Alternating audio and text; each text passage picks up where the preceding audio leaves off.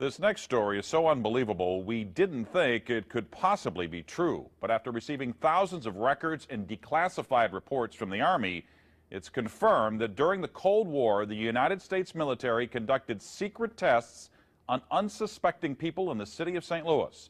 A local sociologist will make her findings public tomorrow, but she spoke first to the I-Team's Lisa Ziegman.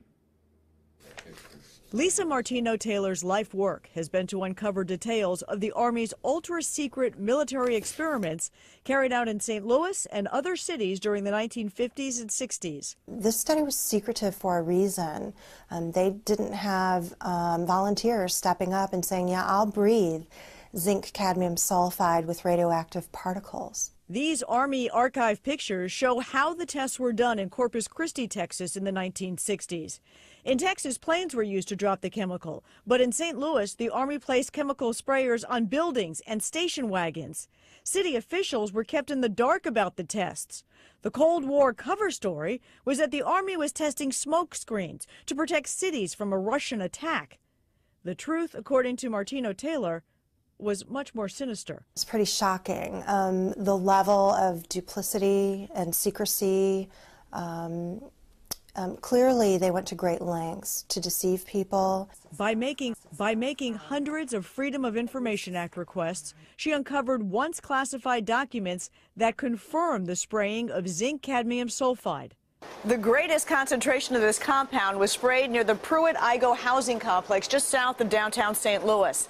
It was home to 10,000 low-income people, and an estimated 70% were under the age of 12.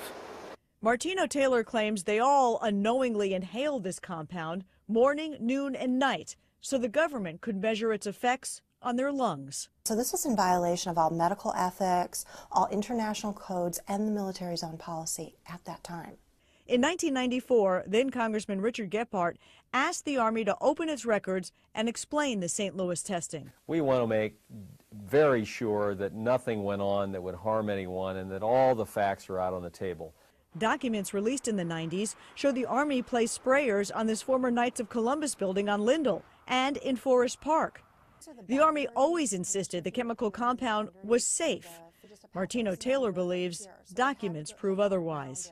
There's a lot of evidence that indicates that people in St. Louis, in the city, particularly in minority communities, were subjected to military tests that was connected to a larger radiological weapons development and testing project. For the first time, she links the St. Louis testing to a company called U.S. Radium, a company notorious for lawsuits involving radioactive contamination of its workers. United States Radium had this reputation where they had been found legally liable decades prior for producing a radioactive powdered paint that killed many young women who painted fluorescent watch dials.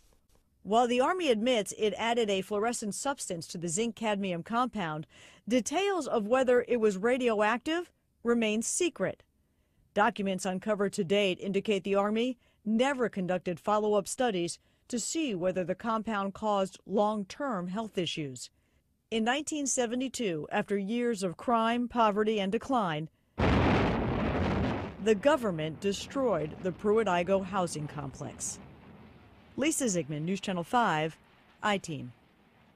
Now, the company U.S. Radium no longer exists. Martino-Taylor has placed all of her research, including the declassified documents, online and will link you to that data at ksdk.com. Now, she will make all of her findings public tomorrow at St. Louis Community College Merrimack campus.